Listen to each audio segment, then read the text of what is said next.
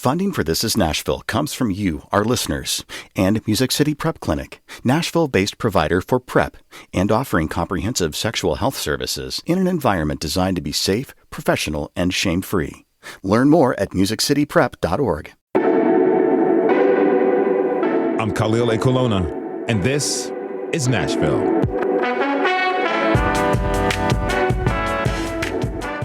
In 2020, right before the election, StoryCorps launched a program, One Small Step, Courageous Conversations Across a Growing Divide, created to explore the idea that people on opposite ends of the political spectrum could connect through intentional conversations. Is what it meant to be a, quote, catalyst for national healing, end quote. Now 5 years and 6,000 conversations later, StoryCorps and Dialogue Vanderbilt are bringing this unique and science-based program here to Middle Tennessee. Through guided dialogues, One Small Step encourages participants to stay open to a wide range of opinions and listen just as much as they speak. I'm going to say that again. Listen just as much as they speak. Today, we're joined by distinguished professor of research at Vanderbilt University and Radiolab co-founder Jad Abumrad, who will talk us about the essentials and the efficacy of this ambitious program. Plus, we are taking your calls. Have you ever purposely sat down with someone to create a different dialogue to learn more about them? What made you take that step? Did you learn anything about the other person that inspired you? You can call us at 615-760 to join the conversation. Again, 615-760-2000. All right. I want to thank you so much for being here, Jad. Welcome back to the show. Oh, thanks for having me, Khalil. Really great to have you in studio this time. Absolutely. It's being back in a studio, just the smell of the mics, it just brings back memories. I love it. Awesome. Now, okay, so the premise of One Small Step is that through these intimate, facilitated conversations, people with different beliefs, different ideas, and backgrounds and points of view can come together to connect us as human beings, better understand each other. These days, most talked about divide is the political one. Mm-hmm. But I understand this program is very specific by not talking about politics. They don't want that political debate in there. Tell me, what is the goal of these conversations, if not talking about politics? Well, I mean, I think the philosophy of the program is that, like, when we talk about politics, all the other aspects of our lives get smushed, get flattened, mm-hmm. because we are actually much bigger than politics. I think any one person on any side of any issue has a million other facets to their personality that then get obscured by the blinding light of political discourse, right? So the idea of this program is really simple. It's like two people getting together. There's a facilitator, so there's a third party who can sort of create some structure. But it's really just about finding out about each other's lives. Like, okay, you believe this, I believe that. How did you get to feel that way? Let me tell you how I got to feel the way that I feel. Mm-hmm. And there's a facilitator there who sort of guides the conversation away from opinions, away from debate. And it really is just about finding out your story and then me sharing my story. And there's an amazing thing that happens. It's so simple. I mean, just saying it, It sounds ridiculously obvious.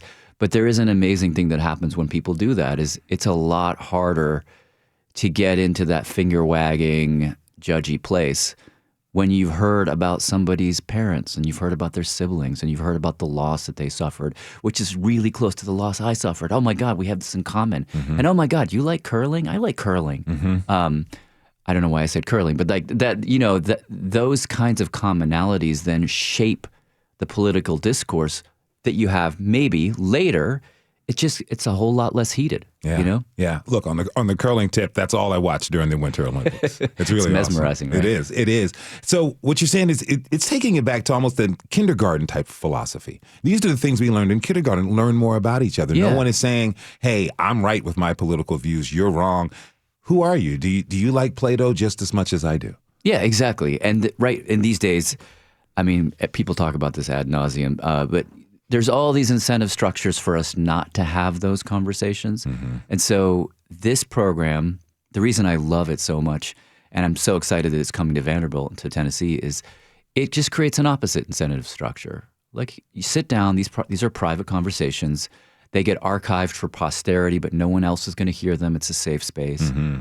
And you might just make a friend, you know? And nothing wrong with that. Yeah, absolutely. Now, it's based on the theory of psychology known as contact hypothesis. The American Association of Psychologists says that the contact hypothesis was developed in the 1950s and concluded that, quote, contact between people of different backgrounds under certain conditions, such as equal status among groups and common goals, can melt away conflict, end quote. The theory was updated in the early 2000s to state that, quote, in all but the most hostile and threatening conditions, all that's needed for greater understanding between groups is contact, period, end quote. So one small step is providing opportunities for this contact. Once people sit down with each other, what does a facilitated conversation sound like? I mean, so it's a structured conversation. It starts with both participants reading each other's bio to them. So if you and I were doing it, I would take your bio and I would read it to you, and then you would read my bio to me. And there's something really interesting that happens there, is that it flips you into a different way of speaking at that point. Mm-hmm. And then I think there are two questions that are always mandated.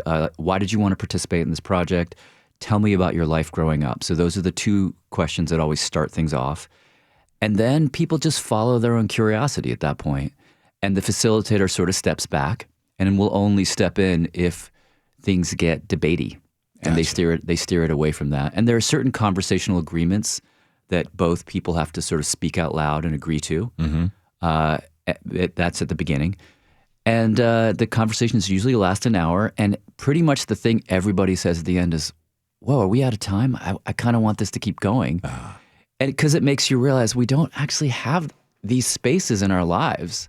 And when you're in one, you're like, oh, this is what I've been needing. I didn't even know it, but this is what I needed. Have you noticed an energetic change between the participants when they leave? Has someone come in? I mean, you're dealing with college students. Someone might be tired or overwhelmed with finals or what have you, but they leave one of these conversations energized and uplifted and buoyed by this? Yeah, I mean, the sound that comes to mind when you ask that question is this, huh? Like you hear that sound a lot, huh? Like, and what I take that to mean is like, oh wow, I didn't think you'd be so weird. Like I didn't think you would.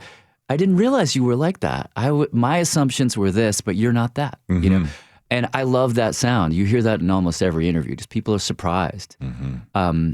And I think if we had a little more of that sound in our lives, I mean, forget trying to change each other's minds. I don't think that works. Yeah. And like, why bother?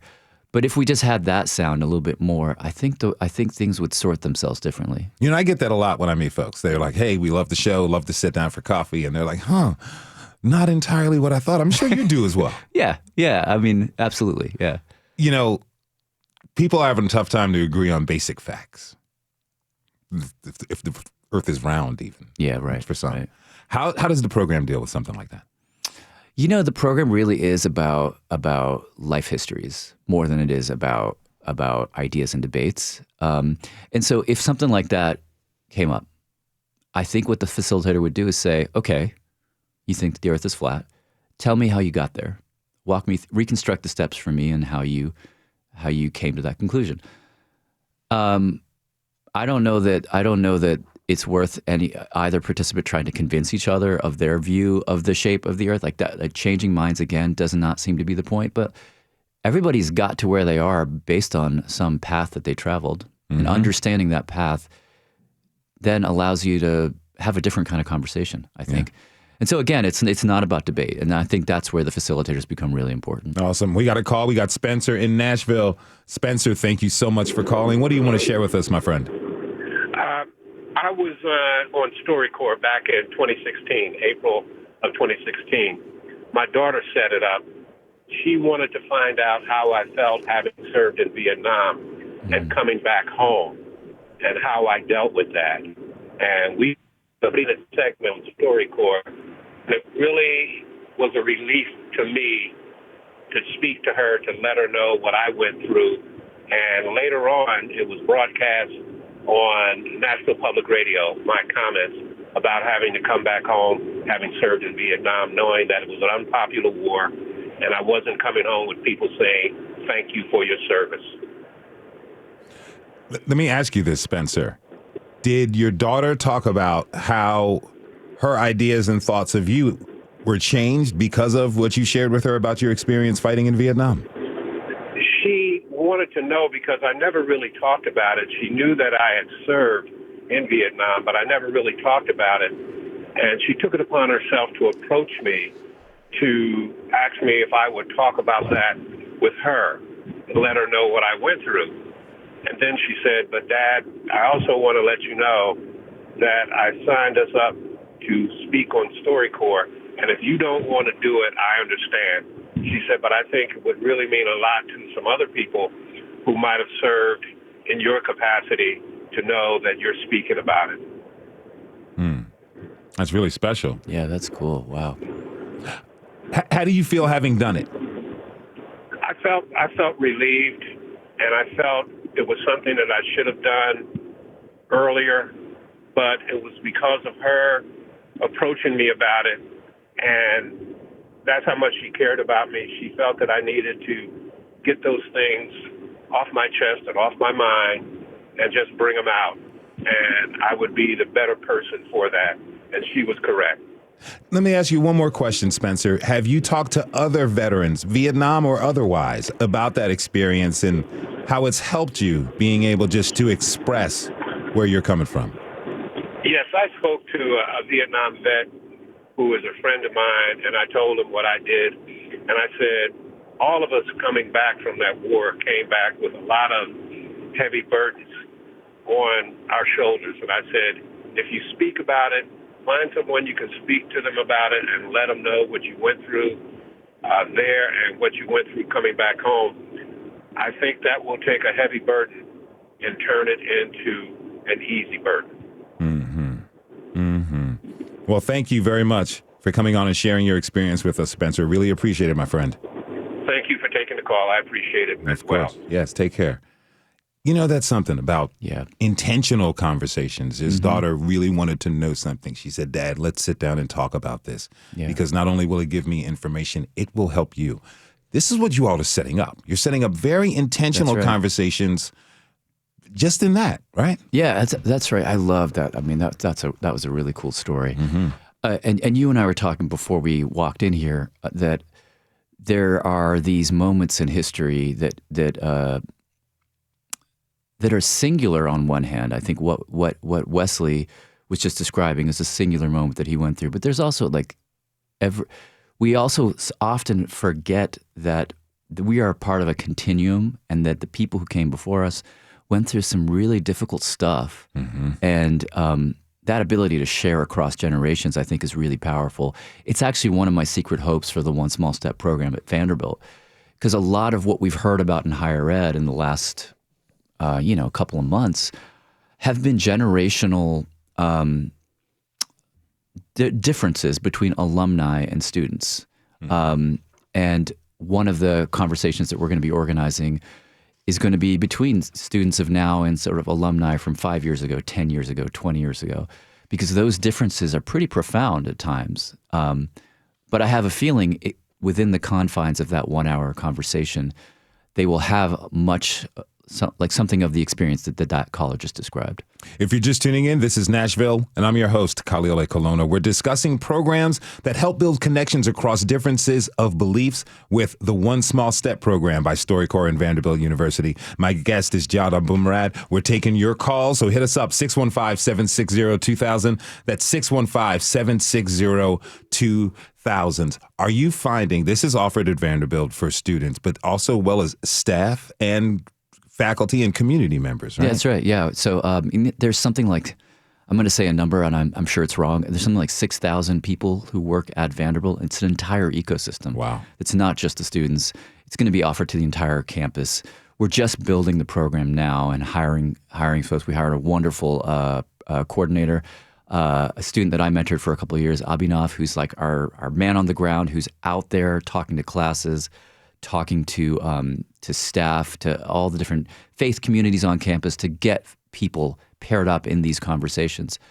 But my hope then is we're going to take it out into the community. We're going to train students to become facilitators, maybe even get one of those fancy StoryCorps Airstream trailers that they drive around the country in, and drive around Tennessee and create conversations across the rural-urban divide, across the class divide, across racial divides, and of course across political divides.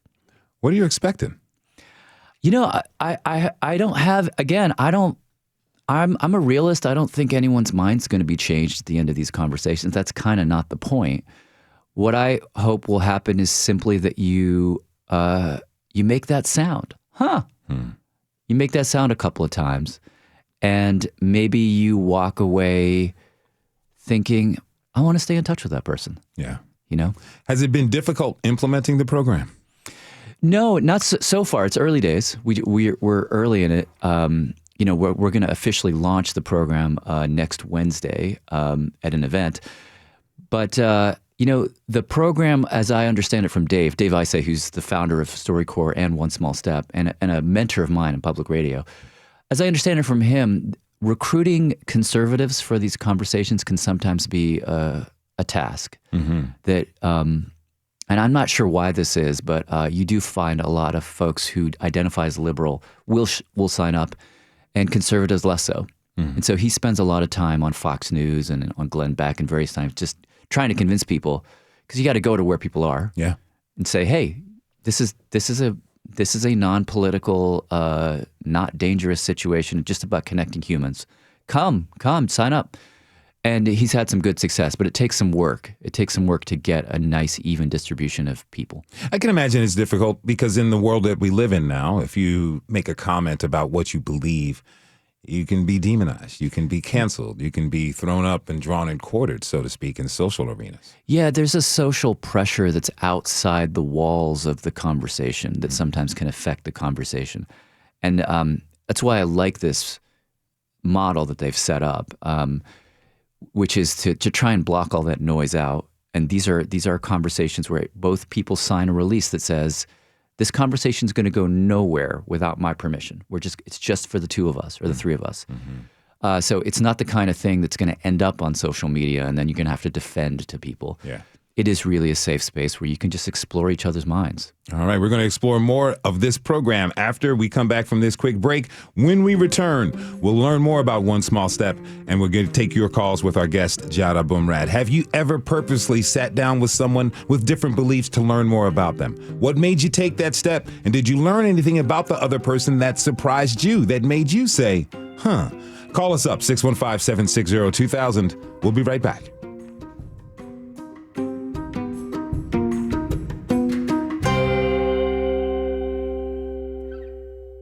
Funding for This Is Nashville comes from you, our listeners, and Music City Prep Clinic, Nashville-based provider for PrEP and offering comprehensive sexual health services in an environment designed to be safe, professional, and shame-free. Learn more at musiccityprep.org. I'm Khalil A. Colonna, and this is Nashville. We're talking about the One Small Step program spearheaded by StoryCorps and Dialogue Vanderbilt. The program takes people with different beliefs and engages them in conversations that are meant to enable participants to discover more about each other and build connections across divides. Here with us in the studio to talk about the program is Vanderbilt Distinguished Professor and researcher and storyteller, Jad Abumrad. Thanks again so much for being here. Thank you for having me. And we want to hear from you, so call us up, 615-760-2000. That's 615-760-2000. Look, Nashville and Middle Tennessee, you really don't get an opportunity to call in to talk to Jad Abumrad much. You better take it. It's 2025, the year of taking risks and opportunities. Call us up to answer one of the following questions. Have you had a critical life event that has changed your worldview or beliefs for good? When in conversation, did you ever feel humbled? And when have you realized that bias and preconceived notions can fail you? Again, 615-760-2000, 615-760-2000. Now, on January 15th, you mentioned it a little bit earlier, Vanderbilt's going to hold a special celebration, the launch day for One Small Step that's coming to Nashville, featuring Corey Store founder, David Isay, and as well as you as our guest. We got a little clip that we want to play from one of the conversations. Then I'll have you tell us about the event. Is it between Andrew and Noah, the head of Vanderbilt College Democrats, and the head of Vanderbilt College Republicans? I'm interested to hear what they have to talk about. So you said that in high school you were not a Republican. Yeah. But something switched. And I'd like to know a little bit more about that. 2020 was the linchpin for me. I was trending more moderate. throughout end of middle school, high school. I grew up at MSNBC on every day in the house, and every night at 9 p.m. we'd literally sit around and watch Rachel Maddow. But then 2020 happened, and just a reaction to like everything in the streets, just these cities being taken over effectively to some degree by just riots and all that stuff. That certainly pushed me right. COVID to a lesser degree. So, and then from there, just I got further entrenched in my beliefs and have moved further right. I'd say I probably stopped moving right around 2022. And since then, I've been pretty much settled in what I believe, more or less. 2016, when I was in like 8th grade, maybe, or something like that. So I was finally able to, like, you know, think on my own. And I'll maintain that I think conservatives are a lot funnier. So I guess humor was like a big hook for me. And I thought the way that people, I mean, you know the thumbnails I'm talking about, like the really outrageous ones. It's like liberal gets destroyed by like conservative. They bait you into clicking them. I got more into this rabbit hole of just watching conservative media, and I watched a lot of Daily Wire. I know the whole lineup. Of course, yeah. I think I might have watched more hours than you have. Really? And then over COVID as well. That was when your pivotal point was. Likewise for me, I started reading a lot more. I started looking more into like redistributive economics and how a social safety net is really important to the well-being of people. I think I took a really immature view when I was in earlier high school that like, oh, everyone needs to be self-reliant. You need to work hard, you know, pull your bootstraps. I agree with you on that, actually. Yeah. I think it's way overly simplistic. So it's like mainly economic sort of conversion over and it social. Still is. Yeah. To be very honest, I'm way more economically left than I am socially. I think I'm very socially moderate, to be honest. Interesting. Yeah. Like, I mean, still left of you, but like, I would place the majority of my priorities and policy on the economic side. Funny, yeah, we're opposite in that way. It's interesting. Yeah, I wish we had more time to. How much time do we have? Andrew, is there anything that you learned about me today that surprised you? Yeah, a lot. I guess learning about your upbringing, I think you could find out a lot about people from how they grew up. And honestly, I guess it is surprising because you did have some transitions between parties and ideologies in between. If I were to debate you, I would want to be especially prepared. Thank you. And like, yeah, you're very well read. You're a worthy adversary. Well, thank you. And you went first, but I would like to basically mirror all those compliments back to you. All right, that's a really nice conversation between those two young men. They don't really seem like the usual suspects in it all. What do you take away from that conversation, what we just heard? You know, I take away that nobody is who you think they are on the surface. These are two people who could have easily, I mean, what's interesting to me is in a kind of sliding doors way, these are two people who could easily have ended on opposite sides. COVID happened for both and rearranged them, which is sort of the mysterious thing. You know, these big events happen in the world and we fall wherever we fall, and that's who we are for a minute. But I love that they have this moment where they can reflect and sort of examine their own journeys and see in the other all these symmetries, even though like they are on opposite sides. They have different opinions on things. But what I also hear is just like they're enjoying it. It's fun. Yeah. I hear them having fun, you know, and that's great. That's what conversation should be. I heard the a couple times with each of them. All right, now tell us more. What can people expect when they sign up for the event on the 15th? Well, what they can expect is we're going to do some one small steppy kinds of things at the event. We're going to encourage people to have conversations, maybe across difference. I mean, typically in this program, there's a vetting process, and so people are matched not arbitrarily, but by design. Okay.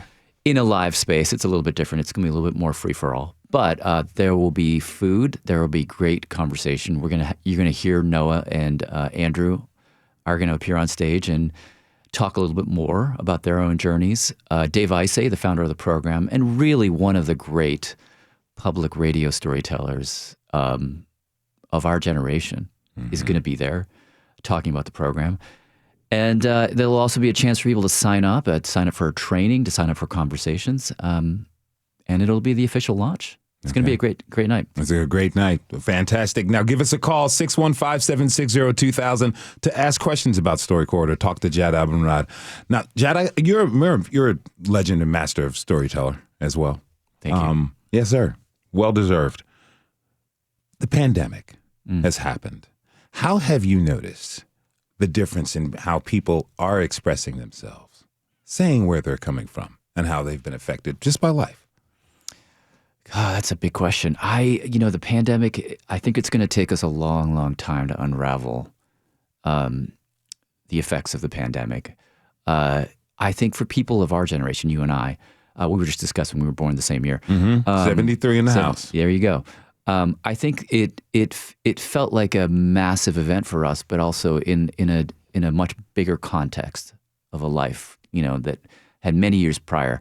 I think for students of now, young people of now, it was much more than that. At Vanderbilt, we've done 14-ish, I think, conversations for the One Small Step. Every single one of them, COVID is the pivot. The pandemic's the pivot. It changed everything for these kids.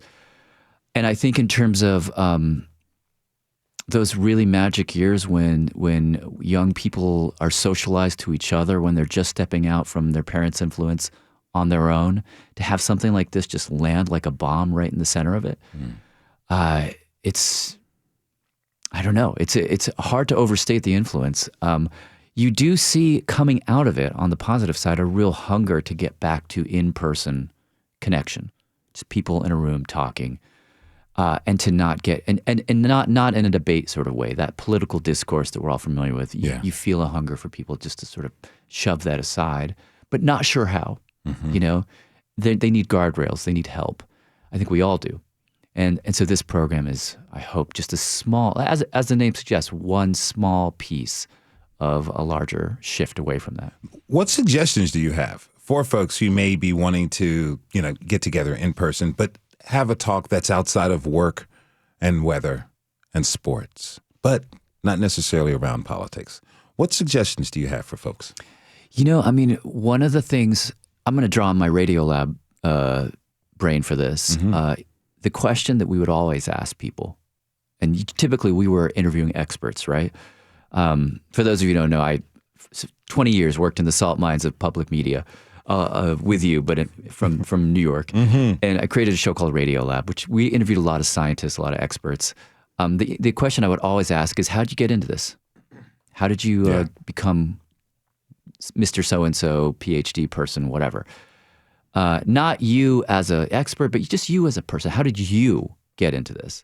And that question was always revelatory. People would say stuff. So for me, that's the question you can't go wrong. Questions that start with how. How did that happen? How did you get into this? How did you come to believe this? How did you decide to do this and not that? I think questions that start with why can be hard. Those are the questions that involve judgment, that involve, ideologies. Avoid that. Stick with what and how, and keep it simple. And those questions will get people talking. Now, Nashville is your hometown. Yeah. And you talked about expanding this program outside of Vanderbilt's campus to take it to Nashville and Middle Tennessee. I'm interested in this. What type of conversations would you like to see Nashvillians engaging in when they step into the One Small Step program? It's Nashville, like a lot of places, has a big sort of rural, urban kind of, a mile away from Nashville, you get into some very different terrain, right? I'd love to see people talk across that divide. I think we in cities often cartoonize folks who live in rural areas, and probably the same happens in the reverse. It'd be nice to have conversations where that doesn't happen. I would love to hear conversations across faith, That's a huge sort of like scaffold for so many aspects of our lives. I'm really interested in like some of the more, I love, like Vanderbilt has a huge athletics program. Yeah. And those students exist in a kind of bubble within the bubble.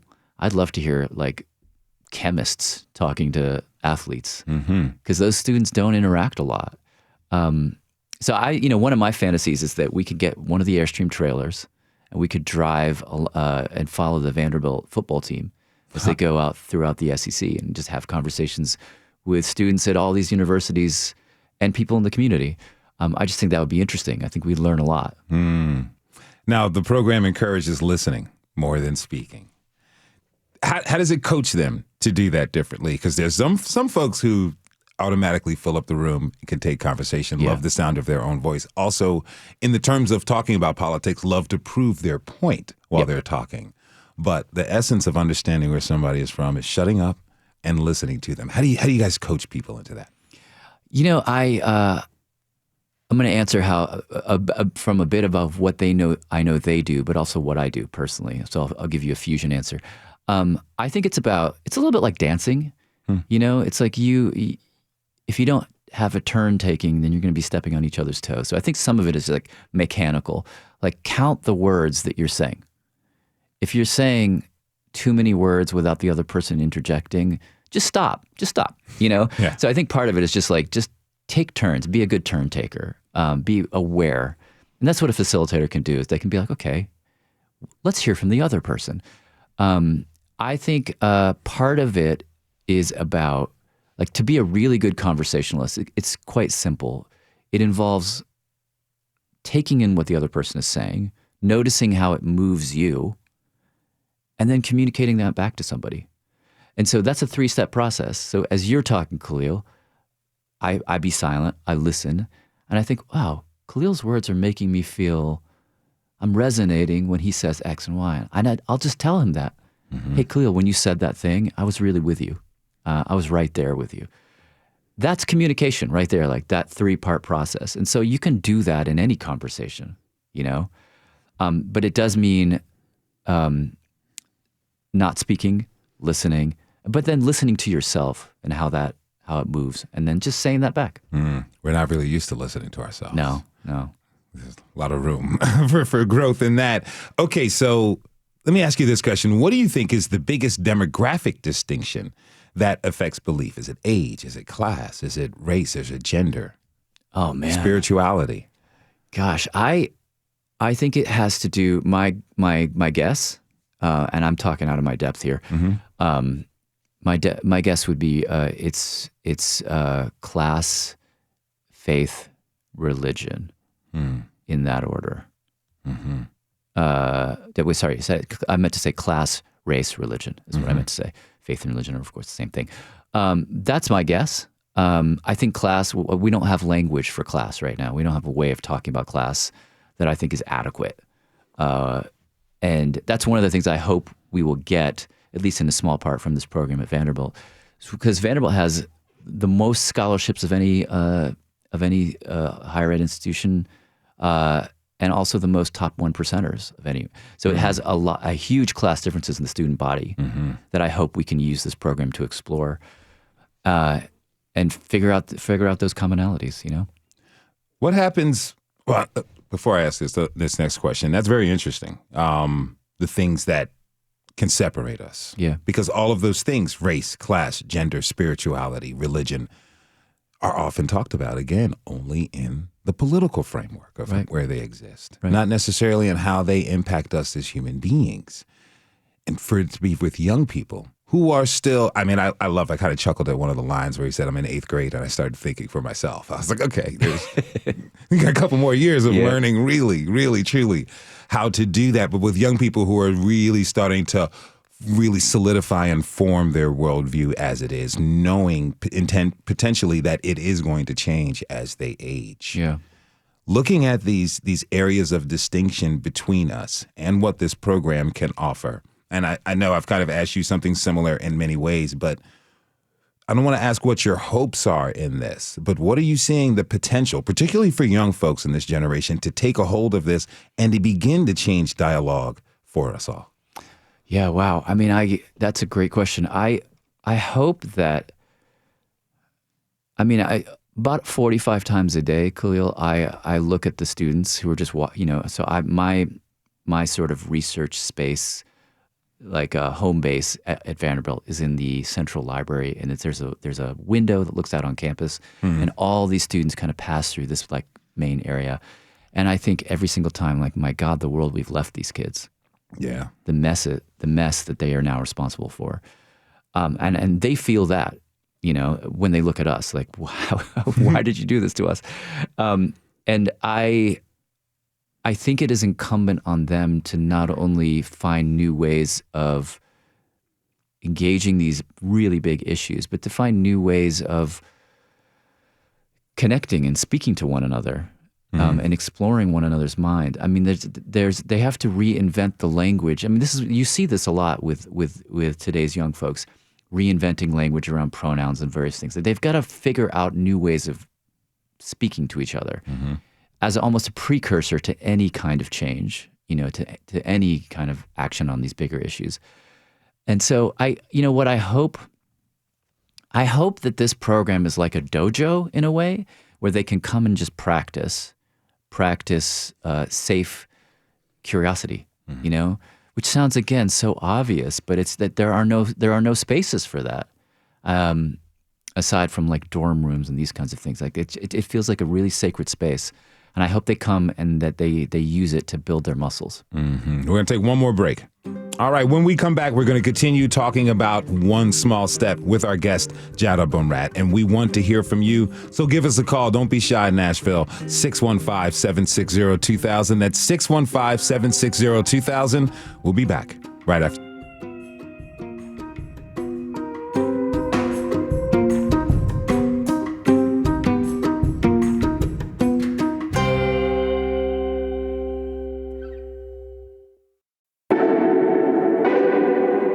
I'm Khalil A. Colonna, and this is Nashville.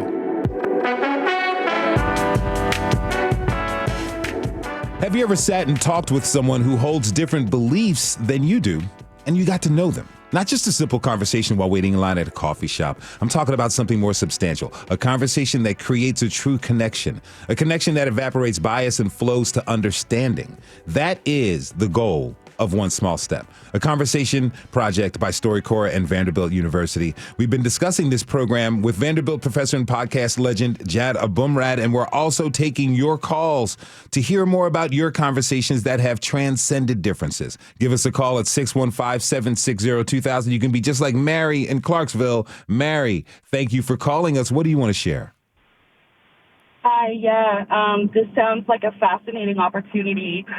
I myself am very liberal. I'm passionate about universal health care, and I would just love the opportunity to sit down with someone and have an in-depth conversation about why they think paying healthcare premiums is better than having the healthcare premiums taken out in your taxes. That's very interesting. Yeah. What is it? What would be the questions that you would want to ask? I mean, beyond. Sorry, Khalil, I'm jumping in and doing your role. Is that okay? Go for it. Totally. What questions would you want to ask besides simply why do you believe what you believe? Right. Well, I mean, I'd like to sit down and like crunch some numbers with somebody and see if maybe that helps them. I think maybe I'm not sure what I would want to ask other than why they feel the way they feel. Why do they feel it's better the way we have it right now? Why are they so resistant to change? And I know that's a lot of why questions, and you had mentioned how questions are more invoking of conversations. It would definitely be something I'd have to think about to formulate some of those questions, I think. Mary, let me ask you this. Do you think about learning about someone's background would help you understand them better, particularly in their view of healthcare and the coverage that we currently are availed or not? Absolutely. Absolutely. I think that knowing where they're coming from, knowing, how their opinions have been formed over time, because people don't just wake up one day with an opinion.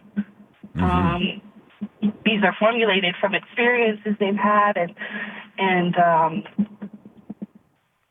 whatnot. So yeah, I definitely think that knowing more about their background would help understand where they're coming from.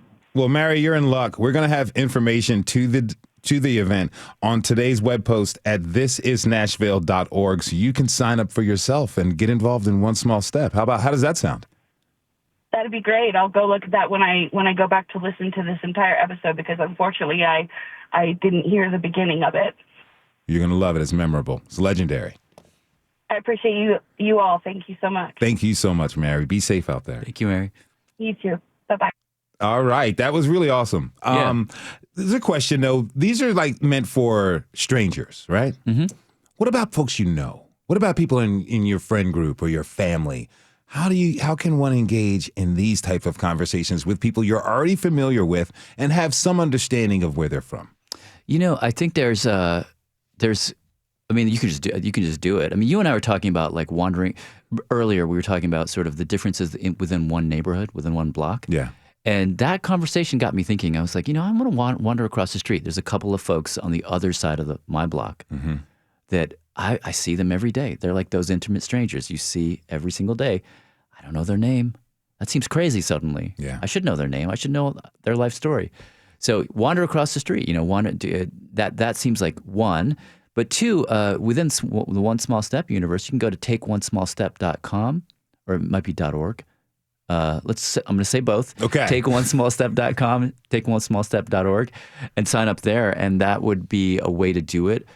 I also know that they have tutorials there, which you can use in conversations with loved ones.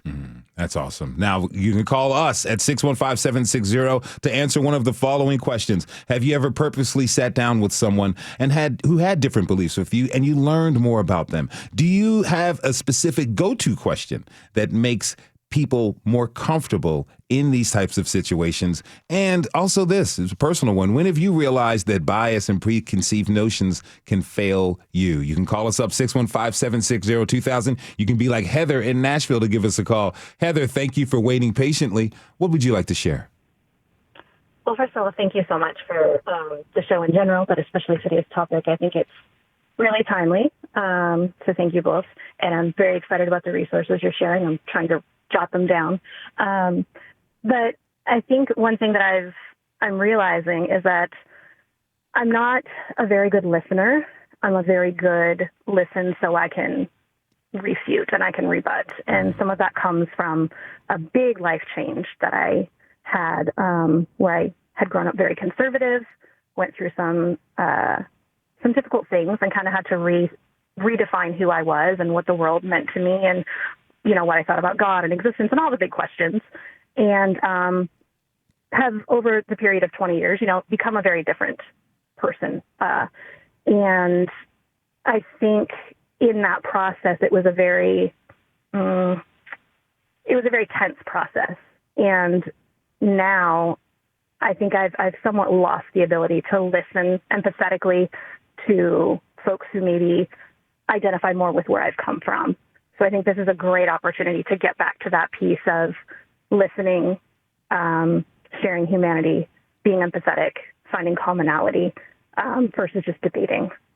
Yeah, and I mean that's a great observation, Heather. And I would also say that, this is a moment where we all have such deeply held, like fiery beliefs in the direction we think the world should take.